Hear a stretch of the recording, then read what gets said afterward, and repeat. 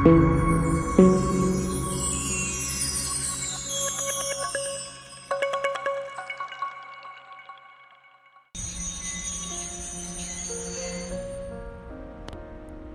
पर गाड़ी रुकी। मैंने अपना बैग अपने कंधे पर टांगा और स्टेशन पर नीचे उतर गया। मैंने अपने चश्मे को उतारा और जेब से रुमाल निकालकर उस पर आई धुंध को साफ करने लगा, जो शायद एसी कंपार्टमेंट से बाहर निकलने पर मेरे चश्मे पर आ गई थी। चश्मे को साफ कर जब देखा तो सब कुछ पहले से बहुत बदला नजर आ रहा था। अब स्टेशन पहले से काफ़ी बदल चुका था। अब स्टेशन पर वो पूरी सब्जी के ठेले नहीं थे, उनकी जगह छोटे छोटे रेस्टोरेंट ले रखी थी। पुरानी सीढ़ियों की जगह अब एस्केलेटर लग गए थे। स्टेशन का रंग रूप बदला हुआ था, और हो भी क्यों ना, आखिर 30 साल का समय कोई कम नहीं होता। बस जो नहीं बदला था वो था स्टेशन का माहौल। आज मैं 30 साल के बाद अपने पुराने शहर ग्वालियर आया था। स्टेशन से बाहर निकलते ही 3-4 ऑटो वालों ने मुझे घेर लिया। कहाँ जाना है साहब, आप बताओ कहाँ जाना है साहब, और उसे 10 रुपये कम ही दे देना। मैंने अपनी जेब से एड्रेस लिखी एक छोटी सी पर्ची निकाली और एक ऑटो वाले को दे दी। अच्छा साहब, आपको दौलतगंज जाना है, चलेंगे साहब, 300 रुपये होंगे। मैंने हाँ कह दी और उसने मेरा बैग उठाकर ऑटो में रख दिया। मैं रास्ते भर अपने शहर की उन सड़कों को देख रहा था जहां पर कभी अक्सर पिताजी को बिना बताए उनका स्कूटर उठाकर हम निकल जाया करते थे। रास्ते वही थे, बस अब पहले से ज़्यादा चौड़े और खूबसूरत हो चुके थे। तभी ड्राइवर बोला, साहब लगता है आप इस शहर में नए हैं। नहीं नहीं, इस शहर से तो मेरा बहुत पुराना रिश्ता है। अपनी ज़िंदगी के बेहतरीन लम्हों में से मैंने कुछ लम्हे यहाँ बिताए हैं। बस काफ़ी समय के बाद आया हूँ तो कुछ यादें धुंधली थी जो अब साफ होती जा रही हैं। तभी ड्राइवर ने गाड़ी बताए हुए एड्रेस पर लाकर रोक दी और मैंने अपना बैग उठाया और घर की तरफ बढ़ने लगा। वही गली, पास में लगा वो बरगद का पेड़, वही दरवाज़ा, वही छज्जा, दरवाजे पर लगी वही पत्थर की जड़ी नेम प्लेट जिस पर लिखा था शांति विला, और उसके नीचे हम सबके नाम।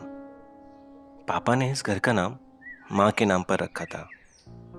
मैंने अपने हाथ से नेम प्लेट पर जमी धूल को साफ किया, मानो अपनी यादों पर जमी सालों पुरानी धूल को साफ किया था। अपने घर की वो यादें जहां मैंने अपने भाई बहन के साथ, पिताजी माता के साथ जो समय बिताया था, वो सब याद आने लगा था। मैंने अपने बैग से चाबी निकाली और घर पे लगे उस ताले को खोलने लगा। बरसों से लगा ताला भी जंग खा चुका था। चाबी को 2-3 बार लगाया तब जाके ताला खुला। घर की चारदीवारी में घुसने पर जो अपनेपन की खुशी थी वो मेरी आंखों में, मेरे चेहरे पर साफ दिख रही थी। घर के आंगन में कुछ जंगली पेड़ उगाए थे। घुसते ही घर के आंगन में लगा वो नल जहां माँ बर्तन धोया करती थी, और गर्मी में हम अक्सर वहां नहाने के लिए बैठ जाया करते थे। आंगन में लगा वो अमरूद का पेड़ जिस पर रस्सी बंधी थी, जिस पर माँ कभी कपड़े डाल दिया करती थी। कमरे के अंदर लगी वो लाइन से लगी कीलें जिस पर पिताजी अपने ऑफिस की चाबी और घर की चाबी टांग दिया करते थे।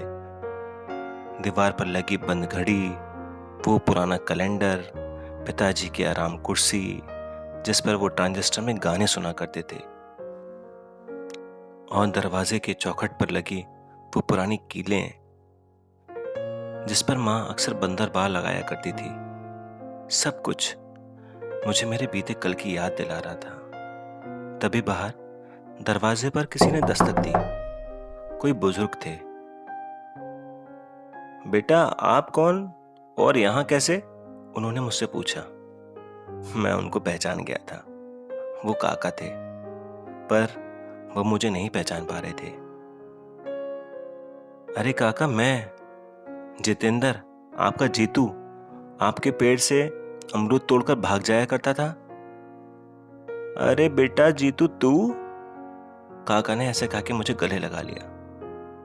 बेटा जमाने हो गए तुझे देखे, अब तो काफी लंबा चौड़ा हट्टा कट्टा हो गया है?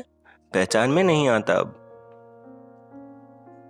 और बेटा, इतने समय के बाद कैसे आना हुआ? काका, आपका तो पता ही है कि माँ और पिताजी के बाद हम लोग बाहर हैदराबाद ही शिफ्ट हो गए थे। यहाँ आना हुआ ही नहीं। अब सोचा कि इस घर का भी क्या होगा, तो सोचा इसे बेच दूं। लेकिन